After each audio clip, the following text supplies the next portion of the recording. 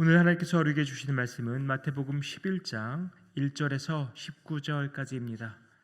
마태복음 11장 1절에서 19절 함께 교독하겠습니다. 제가 먼저 1절 봉독합니다. 예수께서 12 제자에게 명하기를 마치시고 이에 그들의 여러 동네에서 가르치시며 전도하시려고 거기를 떠나 가시니라. 아니 옥에서 그스롭게서 하신 일을 듣고 제자들을 보내어 예수께 여짜오되 오실 그이가 당신이오니까 우리가 다른 일을 기다리오니까. 예수께서 대답하여 이르시되 너희가 가서 듣고 보는 것을 요한에게 알리되 맹인이 보며 못 걷는 사람이 걸으며 나병 환자가 깨끗함을 받으며 못 듣는 자가 들으며 죽은 자가 살아나며 가난한 자에게 복음이 전파된다 하라. 누구든지 나로 말미암아 실족하지 아니하는 자는 복이 있도다 하시니라. 그들이 떠나매 예수께서 무리에게 요한에 대하여 말씀하시되 너희가 무엇을 보려고 광야에 나갔더냐? 바람에 흔들리는 갈대냐? 그러면 너희가 무엇을 보려고 나갔더냐? 부드러운 옷 입은 사람이냐? 부드러운 옷을 입은 사람들은 왕궁에 있느니라. 그러면 너희가 어찌하여 나갔더냐? 선지자를 보기 위함이었더냐? 옳다. 내가 너에게 이르노니 선지자보다 더 나은 자니라. 기록된 바 보라 내가 내 사자를 내 앞에 보내노니 그가 내 길을 내 앞에 준비하리라 하신 것이 이 사람에 대한 말씀이니라. 내가 진실로 너에게 말하노니 여자가 낳은 자 중에 세례 요한보다 큰 이가 일어남이 없도다. 그러나 천국에서는 극히 작은 자라도 그보다 크니라. 세례 요한의 때부터 지금까지 천국은 침노를 당하나니 침노하는 자는 빼앗느니라. 모든 선지자와 율법이 예언한 것은 요한까지니 만일 너희가 즐겨 받을진대 오리라 한 엘리야가 곧 이 사람이니라. 귀 있는 자는 들을지어다. 이 세대를 무엇으로 비유할까? 비유하건대 아이들이 장터에 앉아 제 동물을 불러 이르되 우리가 너희를 향하여 피리를 불어도 너희가 춤추지 않고 우리가 슬피 울어도 너희가 가슴을 치지 아니하였다 함과 같도다. 요한이 와서 먹지도 않고 마시지도 아니하매 그들이 마시기를 귀신이 들렸다 하더니 같이 읽습니다. 인자는 와서 먹고 마시매 말하기를 보라 먹기를 탐하고 포도주를 즐기는 사람이요 세리와 죄인의 친구로다 하니 지혜는 그 행한 일로 인하여 옳다함을 얻느니라. 아멘. 우리가 신앙생활을 하다 보면 때때로 낙심이 찾아오기도 하고 심지어는 주를 향한 그 확신의 마음까지 흔들릴 때가 있습니다. 그런 상황이 왜 찾아오는 것일까요? 믿음이 부족하거나 믿음이 약해서일까요? 물론 그런 것도 큰 이유가 될 수 있습니다. 그런데 오늘 본문을 보니까 세례 요한에게서도 그러한 모습을 발견할 수가 있습니다.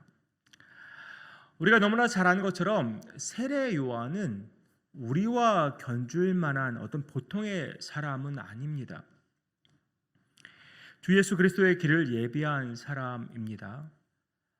또 예수께서 세례 요한에 대해 뭐라고 말씀하신지 한편 살펴보면 9절에서는 선지자보다 더 나은 사람이 바로 세례 요한이라고 말씀하십니다. 또 11절에서 뭐라고 말씀하십니까? 내가 진실로 너희에게 말하노니 여자가 낳은 자 중에 세례 요한보다 큰 이가 일어남이 없도다. 여자가 낳은 자 중에 세례 요한보다 큰 자가 없다고 말씀하십니다. 그만큼 세례 요한은 굉장히 크고 훌륭하고 위대한 사람이라는 것이죠. 또한 14절에서 다시 한번 분명하게 말씀하십니다. 오리라 한 엘리야가 바로 이 사람이다라고 말씀하십니다. 그런데 오늘 본문을 보니까 이렇게 위대한 인물인 세례 요한도 흔들리고 있습니다. 2절을 보면 우리가 세례 요한의 현재 상황을 짐작해 볼 수 있는데요. 그는 지금 옥에 갇혀 있습니다. 이미 4장 말씀 통해서 우리가 세례 요한이 옥에 갇혔다는 것을 알 수 있었습니다. 그가 갇힌 이유는 이제 14장 3절 이하에 보면 나와 있는데, 세례 요한이 헤롯 안디바가 동생의 아내를 취한 것을 책망하다가 옥에 갇히게 됩니다.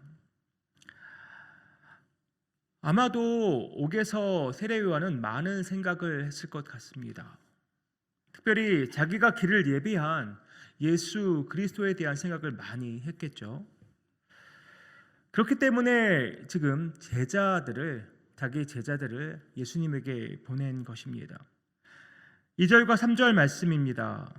요한이 옥에서 그리스도께서 하신 일을 듣고 제자들을 보내어 예수께 여짜오되 오실 그이가 당신이오니까 우리가 다른 일을 기다리오니까. 분명 세례 요한은 확신을 가지고 예수님을 소개했던 사람입니다. 그런데 지금은 정말 예수님이 메시아이신지를 확신하지 못하고 있는 것을 보게 됩니다. 그 이유가 뭘까요? 요한은 지금 그리스도께서 하신 일을 듣고서 제자들을 예수님께 보냈습니다. 이 말이 의미하는 것은 자기가 생각하고 기대했던 모습과 실제로 예수님에 관해서 사람들이 하는 이야기를 들으니까 그것이 불일치한다는 것이죠. 그러니까 직접 가서 예수님께 물어보라고 제자들을 보낸 것입니다. 세례 요한은 마태복음 3장 11절과 12절에서 장차 오실 메시아를 이렇게 소개했었습니다.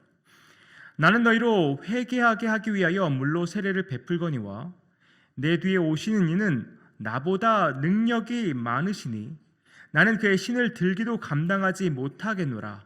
그는 성령과 불로 너희에게 세례를 베푸실 것이요 손에 키를 들고 자기의 타작마당을 정하게 하사 알곡은 모아 곡간에 들이고 쭉정이는 꺼지지 않는 불에 태우시리라. 이 말씀에서 메시아의 어떤 심판적인 그런 이미지가 굉장히 강하게 나타나고 있습니다. 아마도 세례 요한은 이러한 메시아를 기대했던 것 같습니다. 하지만 사람들을 통해서 예수님에 대해서 들은 것은 이것과는 정말 다른 이미지입니다. 오히려 여러 가지 다른 기적들을 베푸시고 또 여러 사람들을 치유하는 것을 보게 됩니다. 그러니까 세례 요한은 헷갈릴 수밖에 없는 것이죠. 유대인들이 일반적으로 가지고 있는 메시아에 대한 이미지와 사뭇 다르기 때문입니다.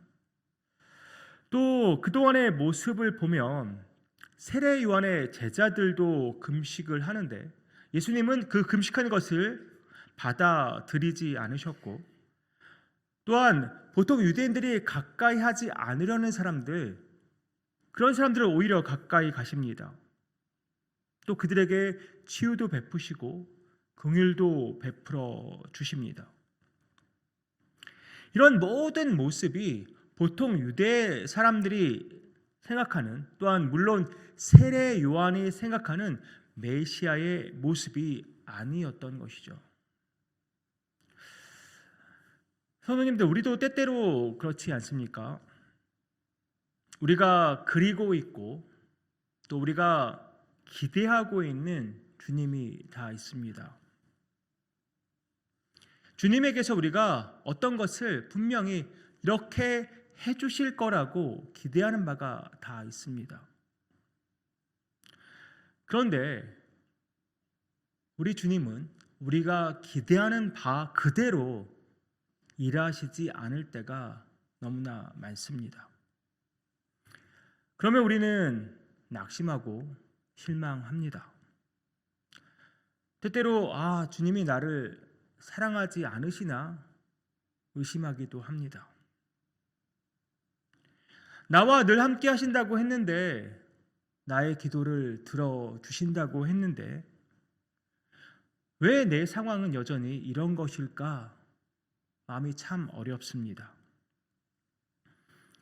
우리가 이렇게 되는 이유는 우리가 주님에 관해서 알고 있다고, 또 이해하고 있다고 생각하는 것이, 내가 지금 주님에 대해서 알고 있는 것, 또 주님에 대해서 이해하는 것이, 이것이 다 나는 모두 다 예수님에 관해서 잘 알고 있다고 착각하기 때문입니다.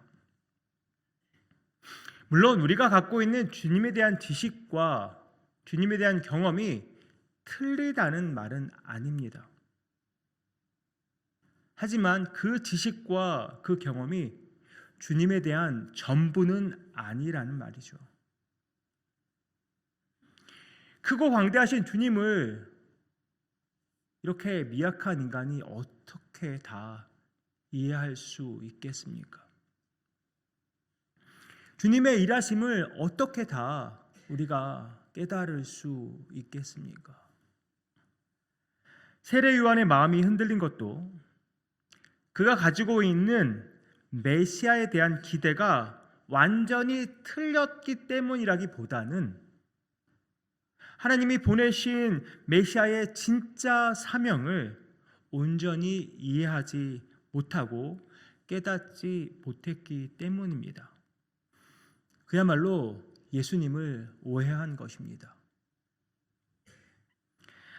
예수님은 자기를 찾아온 세례 요한의 제자들에게 뭐라고 말씀하십니까? 세례 요한에게 가서 뭐라고 말하라고 말씀하십니까? 그들이 듣고 본 것을 알리라고 말씀하시는데 5절 말씀입니다. 맹인이 보며 못 걷는 사람이 걸으며 나병 환자가 깨끗함을 받으며 못 듣는 자가 들으며 죽은 자가 살아나며 가난한 자에게 복음이 전파된다 하라. 예수님의 이 말씀은 하나님의 구원 사역과 또 하나님이 친히 기름 부은 하나님의 기름 부음을 받은 종의 그 사명을 묘사하고 있는 것입니다. 바로 이사야 61장 1절의 말씀인 것이죠. 주 여호와의 영이 내게 내리셨으니 이는 여호와께서 내게 기름을 부으사 가난한 자에게 아름다운 소식을 전하게 하려 하심이라. 나를 보내사 마음이 상한 자를 고치며 포로된 자에게 자유를, 갇힌 자에게 노임을 선포하며. 예수 그리스도는 메시아의 분명한 사명을 가지고 이 땅에 오셨고 그 사명을 온전히 감당하고 계시지만 세례 요한조차 그것을 다 이해하지는 못했던 것입니다. 예수님이 제자들과 그리고 우리들에게 말씀하십니다. 6절입니다. 누구든지 나로 말미암아 실족하지 아니하는 자는 복이 있도다 하시니라. 예수님 때문에 실족하는 경우가 어떤 경우일까요?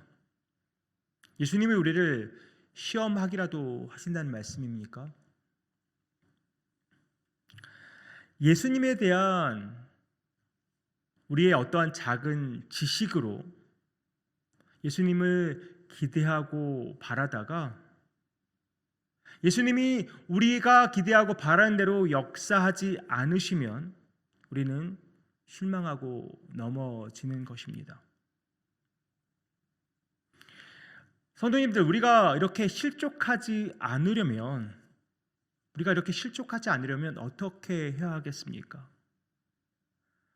예수님에 대해서 우리가 만들어 놓은 그 틀을 깨부셔야 합니다.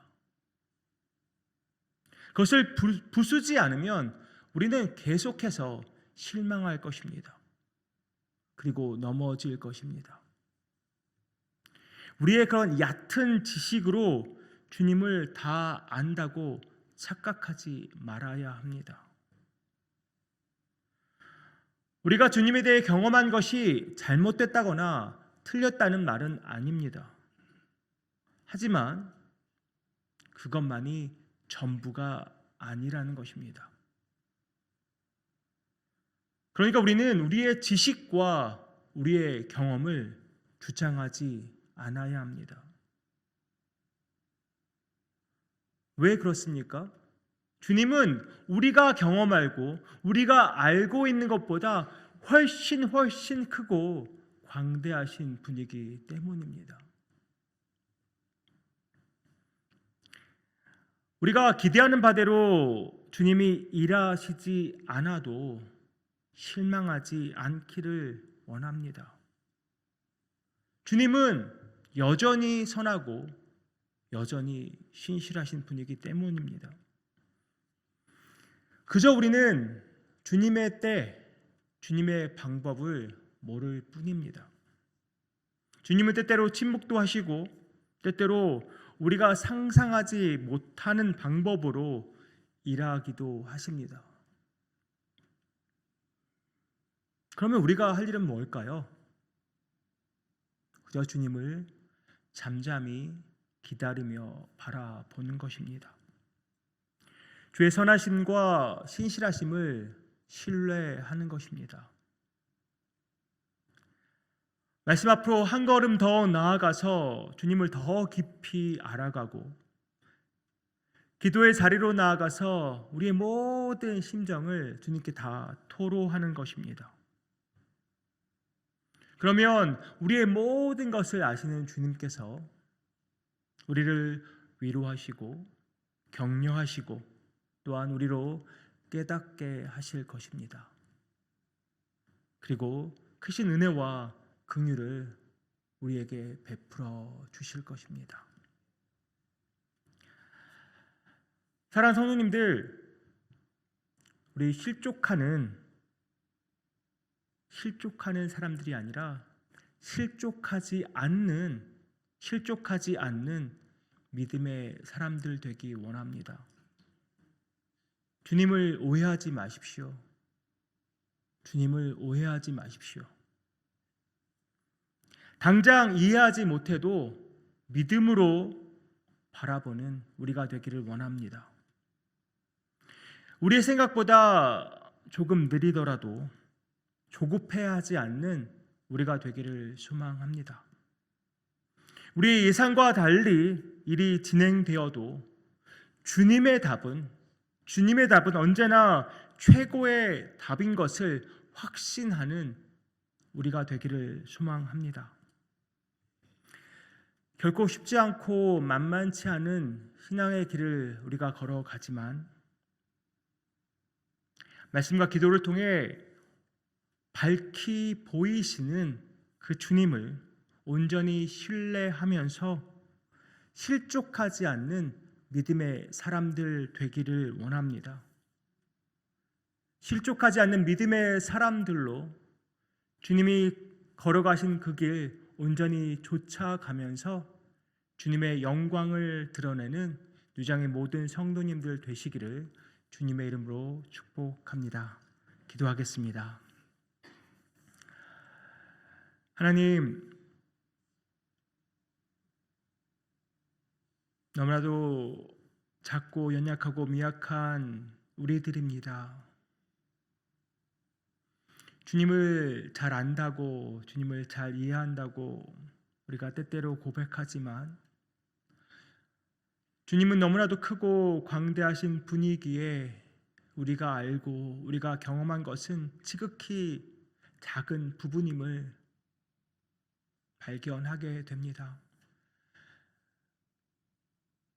주님, 때때로 우리가 기대하는 바대로 주님이 일하시지 않아서 실망하기도 하고 넘어지기도 합니다. 하지만 주님, 우리 안에 주님을 향한 확신을 온전히 세워주시고 주님을 더욱더 깊이 알고 깨닫는 지혜와 또 은혜를 더하여 주시옵소서. 때때로 우리의 삶 가운데 어려움과 낙심이 찾아올지라도 여전히 우리와 함께 하시며 우리를 가장 선한 길로 이끌어 가실 주님을 신뢰하게 하여 주시옵소서.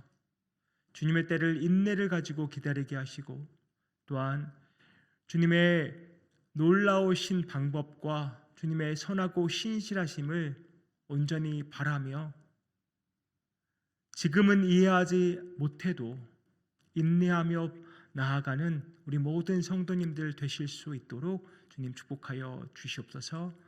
이 모든 말씀 예수 그리스도의 이름으로 기도합니다. 아멘.